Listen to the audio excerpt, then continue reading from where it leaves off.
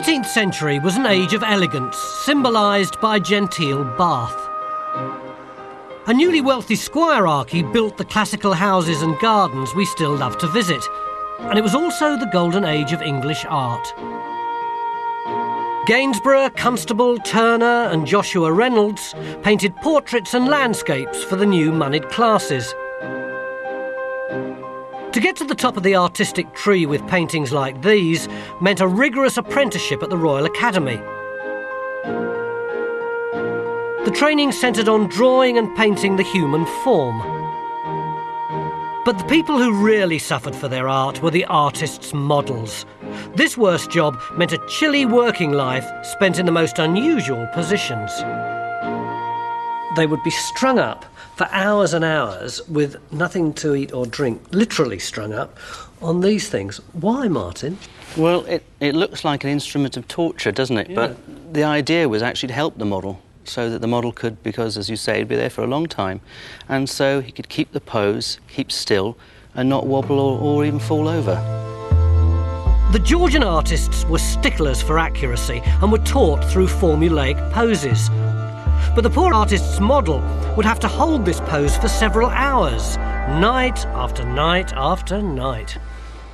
The thing to think about when you're looking at Tony is you must think of Tony as a god, and really he is the male ideal. This is the perfect man, okay? So that's what you have to think. It's not one individual man. He is Apollo, he is Hercules, he is whatever you want him to be.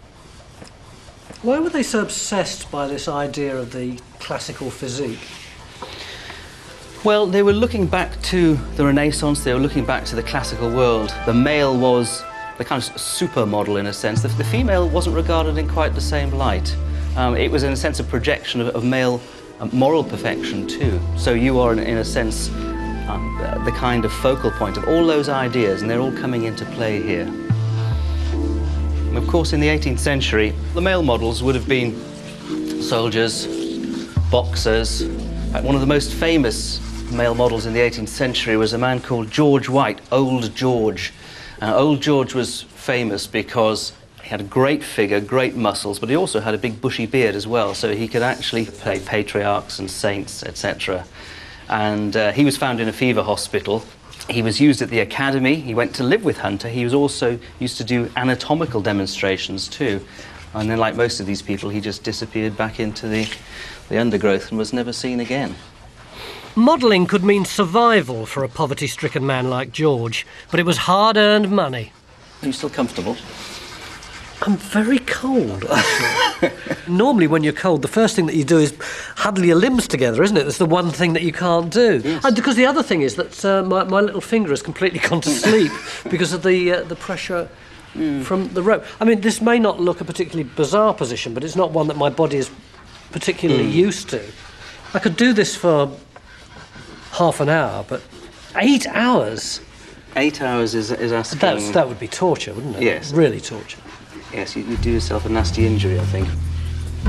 The job may have been done by men down on their luck, but at least it wasn't considered shameful. For a woman, modelling was deemed worse than prostitution. It was like being in some hardcore porn film, your degradation preserved for all time.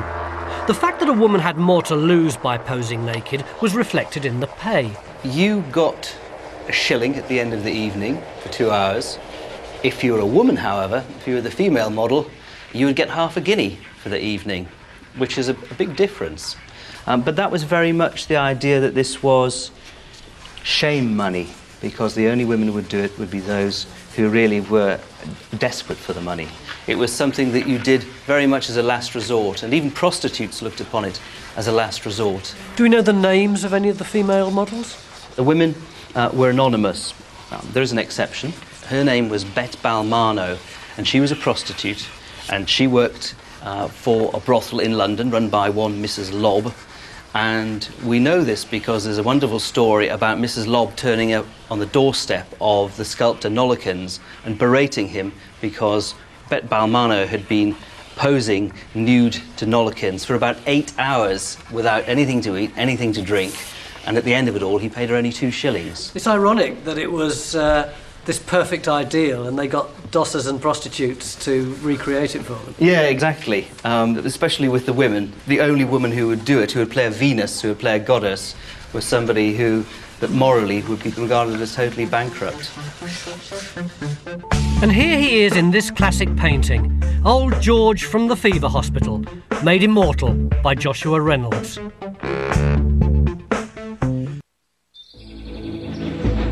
The Georgians lived in an age of confidence and discovery. Anatomists pioneered our understanding of the human body, while inventors like James Watt powered the start of the Industrial Revolution. And in Jane Austen's genteel Bath, people sipped an exotic new Indian beverage. But all this elegance was a bit of a facade. Respectable Georgian society was actually built on a bit of a crime wave. To get from London to Bath, you had to run the gamut of highwaymen. The anatomists only got their medical knowledge from the bodies that were stolen for them by the body snatchers. Even the tea the Georgians drank was more than likely illegal contraband. Which brings me to my next worst job, the riding officer. And as you listen to this sorry tale, please don't let your sympathy be swayed by the fact that he's a distant forerunner of today's VAT man. With tax on over 2,000 imported items, smuggling became big business. A range of goods was brought in from the continent. A major item of contraband was tea. 3/4 of it came in through the back door. To stop the flow, the Customs and Excise had boats patrolling the waters looking for smuggling vessels. Guarding the coast, the last line of defence was the riding officer. A riding officer did just that. He rode along the coast looking for smugglers rowing out to big ships offshore. There was one for every 10 miles of the English coast, one for every 4 miles where the traffic was thickest.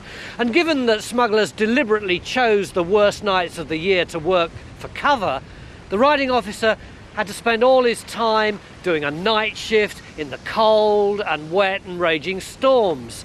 And that was the easy part. The difficult bit started when he saw that telltale light offshore. There was nothing glamorous about being one lone officer with only a pistol and cutlass against heavily armed criminal gangs supported by the whole community. If our riding officer was galloping across the rocks and he cornered the scurvy smugglers, what would he have done next? I think you got the wrong impression here. It's not one man and, a couple of old ladies out there smuggling. We'll be facing a gang, 40, 50, perhaps 100 more of well-armed smugglers, armed to the teeth. And people want to get the goods away, and they're not going to let people stand in the way.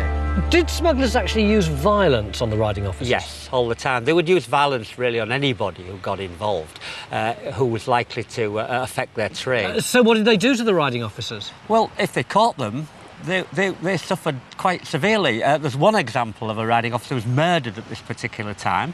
Another man called May in Cork in Ireland, he has his tongue cut out and his ears, one of which is nailed on the wall of the exchange. He's later found dead. Murder. So, didn't the riding officers have any backup?